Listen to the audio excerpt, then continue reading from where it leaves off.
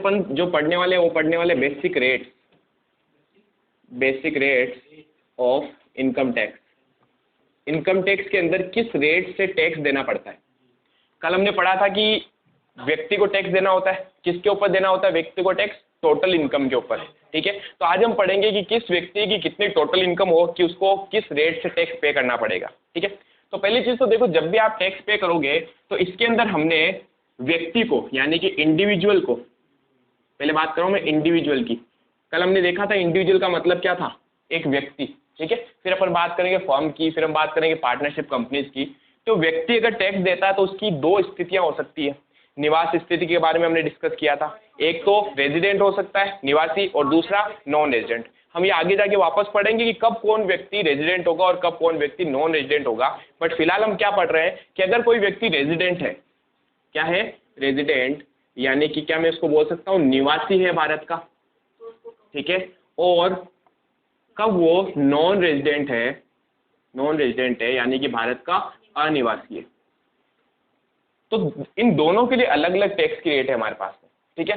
कल हमने ये भी डिस्कस किया था कि अगर वो रेजिडेंट है भारत के अंदर तब तो उसने चाहे कहीं से भी कोई भी इनकम प्राप्त करी हो टैक्स देना पड़ेगा भारत के अंदर। लेकिन अगर वो नॉन रेजिडेंट है तो हम कह रहे थे उसने अगर भारत की इनकम कमाई है, भारत के अंदर इनकम कमाई है तो सिर्फ उस पर टैक्स देना है, फॉरेन इनकम पे उसको टैक्स नहीं देना, ठीक है। अब रेजिडेंट को भी पता है यहाँ पर टैक्स की रेट के आधार पर 3 भागों में बांटा गया, ठीक है। और वो भाग जो है वो उनकी उम्र के आधार पर बताए गए, ठीक है। यानी कि रेजिडेंट भी यहाँ पर 3 आधारों पर on the basis of age उसको डिस्क्राइब किया गया। वो व्यक्ति जो 60 साल से कम उम्र के हैं, वो व्यक्ति जो 60 से कम के व्यक्ति, वो व्यक्ति जो 60 से 80 तक के हैं, यानी जिनकी उम्र क्या है 60 साल से लेके 80 साल तक की, और वो व्यक्ति जिनकी उम्र 80 से भी ऊपर है, यानी 80 से भी अधिक है जिनकी उम्र, उन व्यक्तियों को अलग अलग कैटेगरी में इन्होंने डाल दिया, ठीक है। अब देखो 80 साल से ऊपर का अगर कोई व्यक्ति है तो उसको हमने कहा कि आपकी इनकम अगर इससे ऊपर हो जाएगी तो हम आपसे टैक्स लेंगे, ठीक है। 60 साल का जो व्यक्ति है उसको हमने कहा आपकी भी टोटल इनकम एक लेवल है, उससे अगर ऊपर हो जाएगी तो हम आपसे टैक्स लेंगे। और टैक्स की भी जो रेट होगी वो भी उन्होंने डिफाइन कर रखी है, ठीक है। टैक्स की रेट हमेशा असेसमेंट ईयर में बताई जाती है। असेसमेंट यानी कि कौन सा ईयर, जब आपने कमाया तब या फिर जब आप टैक्स पे करोगे तब। जब हम टैक्स पे करते हैं उस साल हमें बताते हैं किस रेट से टैक्स देना है, समझ गए। तो हमेशा ये जो रेट होती है वो असेसमेंट ईयर में बताते हैं। तो हमने पहले कहा इंडिविजुअल को पहले तो 2 भागों में बांट दो, ठीक है, रेजिडेंट और नॉन रेजिडेंट। उसमें भी हमने उसको उनकी उम्र के आधार पर बांटा कि 60 साल से कम उम्र के व्यक्ति होंगे तो किस इनकम पे किस रेट से टैक्स देंगे, ठीक है। 60 से 80 साल तक के हैं तो किस रेट से टैक्स देंगे, और 80 से ऊपर है तो किस रेट से टैक्स देंगे। अब इसके अंदर हमेशा ध्यान रखना 60 से कम और ये किसकी बात कर रहा हूं मैं, अनिवासी की, ये दोनों ही व्यक्तियों को समान दर से टैक्स देना होता है। किस दर से, समान दर से, यानी सेम रेट से इनको टैक्स पे करना होगा। तो हमने कहा ये 2 चीजें तो समझ में आ गई। अभी इसकी रेट भी देखेंगे अपन, और इनको अलग रेट से टैक्स देना होता है, इनको अलग रेट से टैक्स देना होता है, ठीक है। तो अब इसी के आधार पर हम देख रहे हैं कि अगर कोई व्यक्ति जिसकी उम्र 60 वर्ष या उससे कम है, पहले किसकी बात कर लेते हैं, कोई व्यक्ति जिसकी एज बिलो 60 है, ठीक है। और क्या मैं कह सकता हूं साथ में वो रेजिडेंट भी है और वो नॉन रेजिडेंट भी है। अभी मैंने क्या बताया, जिसकी उम्र 60 से कम होगी वो और जो नॉन रेजिडेंट है उन दोनों को सेम रेट से टैक्स पे करना पड़ेगा, ठीक है। अब इसमें उन्होंने क्या बताया कि जिनकी उम्र 60 साल से कम है उनकी टोटल इनकम, क्या बोला उन्होंने, उनकी टोटल इनकम अगर 0 से लेके 2.5 लाख तक है, 2,50,000 रुपए तक, तब तो उनको 0% टैक्स देना है।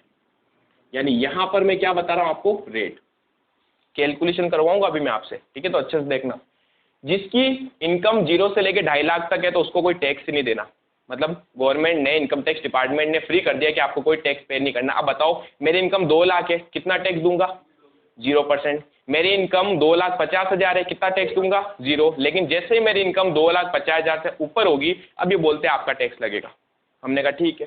फिर हमने बोला साहब बताओ कितना टैक्स लगेगा। उन्होंने कहा अगर आपकी इनकम 2,50,000 से ऊपर हो जाती है, और 5 लाख तक होती है, क्या बोला इन्होंने, 2,50,000 से ऊपर हो जाती है और 5 लाख तक होती है, तो इसके ऊपर आपको 5% की रेट से क्या देना है, टैक्स देना है।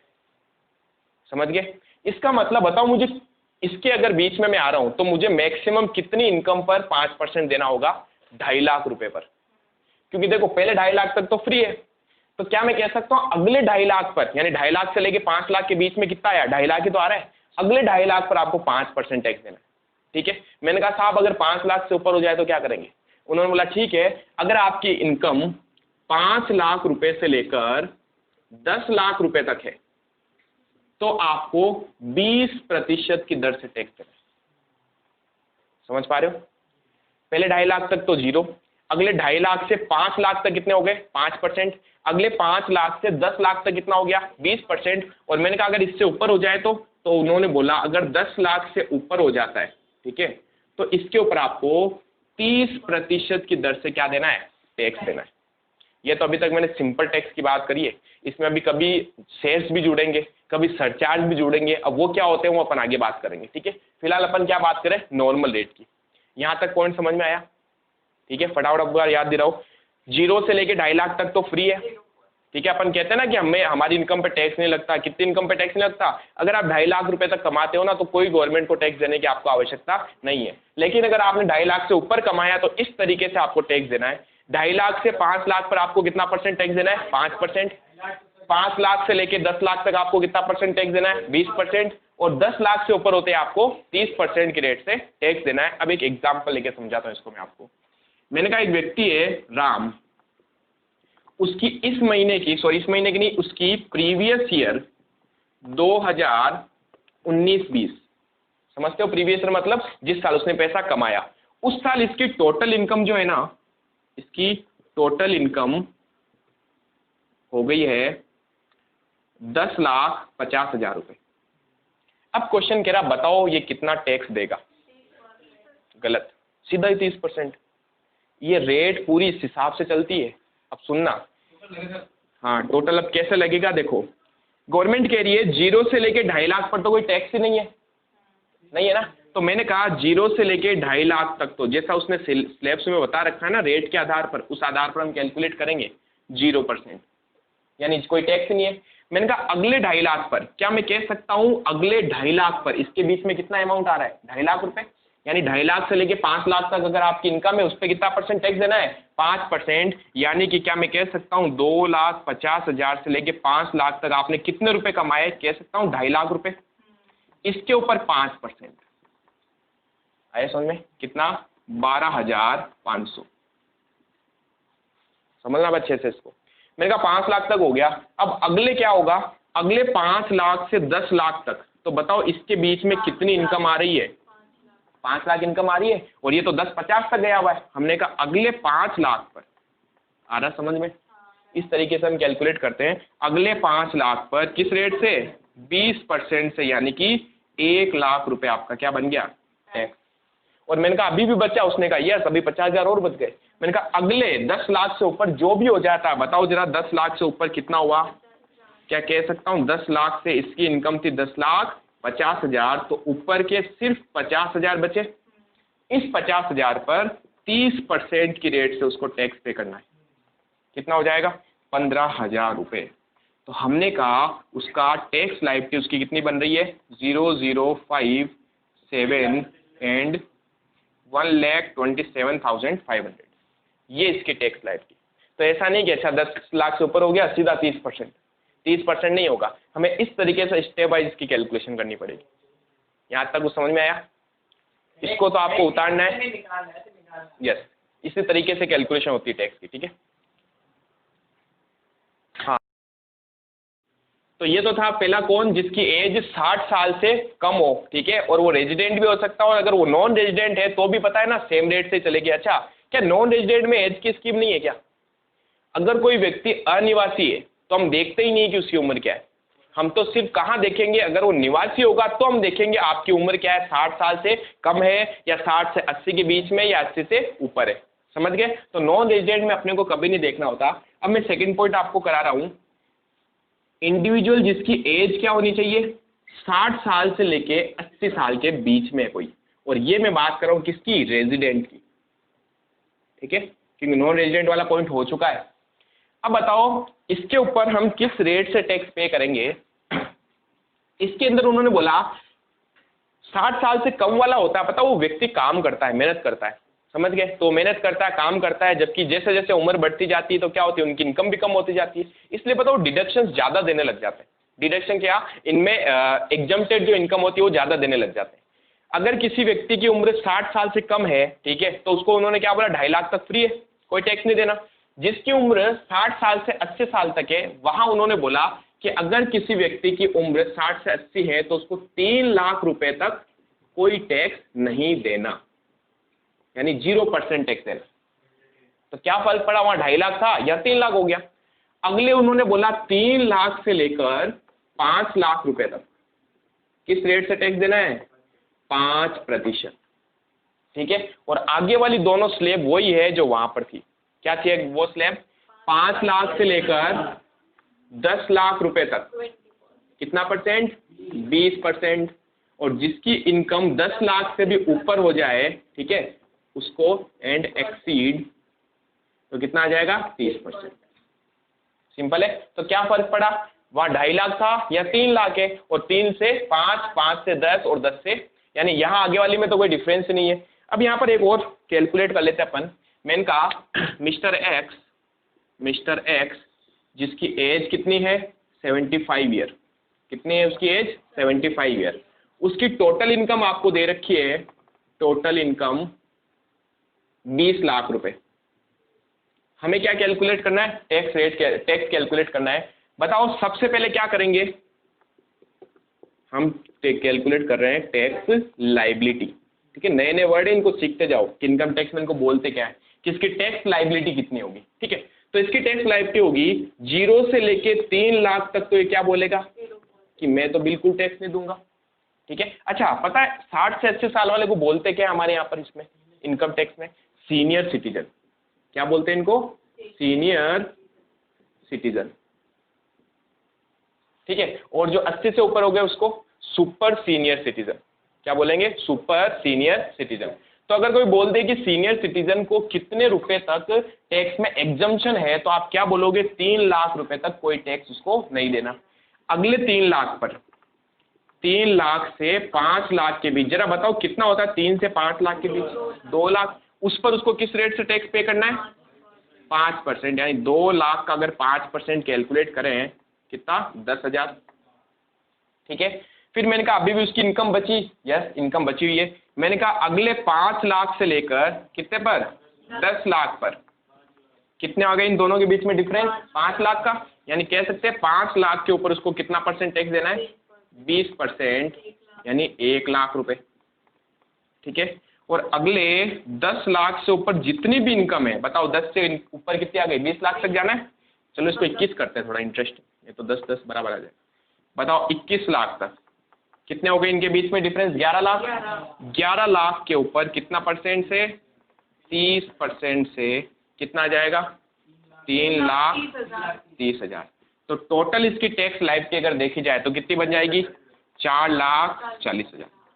सो सिंपल, ठीक है। उतारो, ये तो हो गया सेकंड वाला इंडिविजुअल हमने पढ़ लिया। 60 से कम होगा तो 2.5 लाख तक एग्जम्पशन है, अगर 60 से 80 के बीच में होगा तो 3 लाख तक एग्जम्पशन है। अब हम पढ़ रहे हैं कि अगर किसी व्यक्ति की उम्र 80 से ऊपर हो जाए, क्या हो जाए, यानी कि ग्रेटर देन 80 एंड अबाउ। 80 साल से अगर किसी व्यक्ति की उम्र ऊपर हो जाए, जिसको हम बोलेंगे क्या बताओ, सुपर सीनियर सिटीजन, ठीक है। और वेरी सीनियर सिटीजन भी बोला जा सकता है इसको, तो क्या बोलेंगे अपन इसको, सुपर सीनियर सिटीजन। अब इसकी किस इनकम के ऊपर किस रेट से टैक्स पे करना है, ठीक है। तो देखो 60 साल से कम था तो हमने बोला 2.5 लाख तक फ्री कर दिया आपको, बिल्कुल टैक्स नहीं देना। फिर जैसे उसकी उम्र 60 से 80 के बीच में आई तो हमने कहा 3 लाख तक फ्री है। तो अब बताओ अब इसकी उम्र क्या, 80 से ऊपर, ठीक है।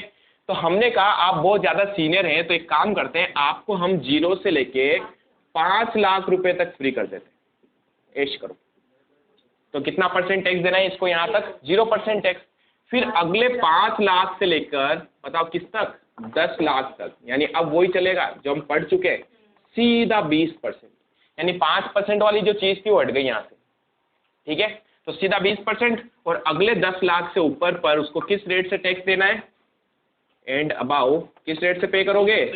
30%। समझ गए? करते हैं एक एग्जाम्पल। मिस्टर वाई जिसकी एज है 85, ठीक है, उसकी टोटल इनकम दे रखी है आपको। टोटल इनकम इसकी कैलकुलेशन आप करेंगे अब, 7,80,000, बस मात्र 2 पॉइंट कराऊंगा, एक तो 780, एक इससे ऊपर वाला भी करेंगे अपन, ठीक है। तो अब देखिए भाई, टैक्स लायबिलिटी अपने को कैलकुलेट करनी है। क्या कैलकुलेट करनी है? Tax liability. टैक्स लायबिलिटी के अंदर बताओ पहले 0 से लेके 5 लाख तक कितना टैक्स पे करना है भाई? 0%, यानी कोई टैक्स ही नहीं है। अब बताओ अगले 5 लाख से क्या अब मैं 10 लाख तक जाऊंगा क्या? नहीं, हम 10 लाख तक नहीं जाएंगे, ध्यान दे इधर मैडम। 5 लाख से क्या 10 लाख तक जाएं सीधे, या बीच में रुकना पड़ेगा? रुकना पड़ेगा। क्यों? क्योंकि इसकी इनकम कितनी है? 780 है, तो हम इससे आगे नहीं जा सकते, तो हमें 780 पर रुक जाना है। समझ गए? अब बताओ कितना डिफरेंस आया दोनों के बीच में? 2,80,000, जिसके ऊपर सीधा किस रेट से पे करोगे? 20%। कितने हो गए? 56,000। तो बस यही इसकी टैक्स लायबिलिटी आ गई। सो सिंपल, ठीक है। उतारो। हमने तीनों की लायबिलिटी पढ़ ली इनकी, ठीक है, कि अगर इंडिविजुअल होगा तो क्या होगा? रेजिडेंट और नॉन रेजिडेंट। नॉन रेजिडेंट और 60 साल से कम उम्र वाले व्यक्ति के ऊपर सेम रेट अप्लाई होती है। 60 से 80 साल का अगर कोई व्यक्ति है 5 लाख तक एग्जम्पशन है, बाकी रेट है, ठीक है। और अगर 80 से ऊपर का व्यक्ति है तो 5 लाख रुपए की एग्जम्पशन है, और उससे ऊपर क्या हो जाएगा? फ्री हो जाएगा, ठीक है। अच्छा, मैंने 60 से 80 5 लाख बोल दिया था क्या? 60 से 80 के बीच में 3 लाख की एग्जम्पशन, ठीक है। अब अपन बात करें, अगर फर्म है, पार्टनरशिप फर्म या LLP है। क्या होता है LLP? Limited liability partnership. समझ गए? जिसमें पार्टनर्स की लायबिलिटी लिमिटेड होती है। अच्छा, फर्म के अंदर क्या पार्टनर्स की लायबिलिटी लिमिटेड होती है क्या? क्या उनका दायित्व तो सीमित होता है या असीमित होता है? असीमित, यानी कि उनकी लायबिलिटी क्या होगी? अनलिमिटेड होगी। अनलिमिटेड लायबिलिटी का मतलब समझना पहले, अगर 2 पार्टनर्स है X और Y, ठीक है, इन दोनों ने मिलकर बिजनेस स्टार्ट किया और बिजनेस में जो जितना भी पैसा लगाना था लगा दिया, सडनली लॉस हो गया और बहुत हैवी लॉस हुआ। हैवी लॉस ऐसा था कि अगर ये अपनी बिजनेस के एसेट्स बेच देते तो नेट इनको 10 लाख रुपए ही मिलते, जबकि इनका लॉस 50 लाख रुपए का हुआ। तो क्या X और Y को अपने घर से एसेट्स लानी पड़ जाएगी इस लॉस की भरपाई करने के लिए? यस, उसे अपनी व्यक्तिगत संपत्तियां भी बेचनी पड़ सकती है, अपनी पर्सनल कार बेचनी पड़ सकती है, अपनी वाइफ की ज्वेलरी रखनी पड़ सकती है, लेकिन उसको लॉस का पेमेंट करना पड़ेगा। पता है क्यों? क्योंकि उसकी लायबिलिटी जो है वो अनलिमिटेड होती है, असीमित। दायित्व जो होता है वो क्या होता है? असीमित। लेकिन यही अगर इसकी लायबिलिटी लिमिटेड होती तो पता है क्या बोलता? ये कहता मेरी दायित्व 15 लाख है, या मैंने 15 लाख रुपए बिजनेस में लगा रखे हैं कैपिटल के रूप में, इससे ज्यादा मेरी कोई दायित्व नहीं होगा, ठीक है। तो फर्म जो थी ना, पहले फर्म के अंदर क्या था? इनकी लायबिलिटी क्या होती थी? अनलिमिटेड होती थी। इसलिए इस पॉइंट को हटाने के लिए इन्होंने एक नई पार्टनरशिप फर्म को पैदा कर दिया, जिसका नाम क्या रखा है इन्होंने? Limited liability partnership. ऐसी पार्टनरशिप जिसमें आपकी लायबिलिटी क्या होगी? लिमिटेड होगी। समझ गए? अब हम बात करें फर्म और LLP, अगर आपका बिजनेस है, यानी आप फर्म पार्टनरशिप फर्म में काम कर रहे हैं, तो यहां पर उन्होंने एक फ्लैट रेट दी। फ्लैट रेट का मतलब समझते हो? अभी जो अपन करे तो फ्लैट रेट नहीं थी, अलग अलग रेटें थी, है ना। यहाँ सीधा उन्होंने एक फ्लैट रेट दी कि आपकी टोटल इनकम के ऊपर, किस पर? टोटल इनकम के ऊपर 30% की दर से टैक्स लगेगा। अब चाहे आप कितना ही कमाओ, एक फर्म 10 लाख कमा रही है, सीधा 30% कैलकुलेट कर लो, जो हम पहले इंडिविजुअल में कर रहे थे अभी, है ना। इंडिविजुअल में आप क्या कर रहे थे? सीधा सर ये 30%, जबकि उसमें क्या हो रहा था? अलग अलग रेट से अपन कैलकुलेट करते हैं। यहाँ तो सीधा 1 लाख कमाया तो भी 30%, 100 रुपये कमाए तो भी 30%, समझ गए? 50 लाख कमाए तो भी 30%। तो ये तो सिंपल है, कोई दिक्कत नहीं है। यहाँ तक उतारो, बाकी अपन कल करेंगे आपके।